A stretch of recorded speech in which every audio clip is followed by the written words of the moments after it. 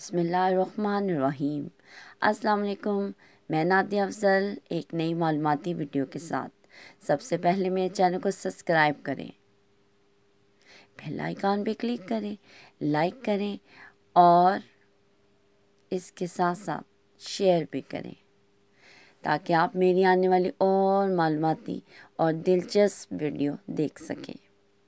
پانی، اس کی کہانی میں آپ کو مختصر یہ بتاؤں گی کہ جب آپ ایک استاد ہونے کی حیثیت سے کمرہ جماعت میں پانی پیتے ہیں تو پڑھاتے ہوئے پانی پیتے ہوئے تمام طلبہ آپ کو دیکھتے ہیں۔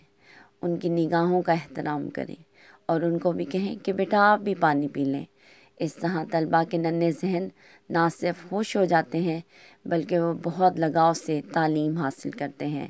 طلبہ سے کہیں وہ اپنی واٹر باٹل لے کر آئیں، بڑے طلبہ ہوں یا چھوٹے طلبہ ہوں، ان کے لیے حفظان صحت کا خیال رکھنا ایک استاد کے لیے بہت ضروری ہے۔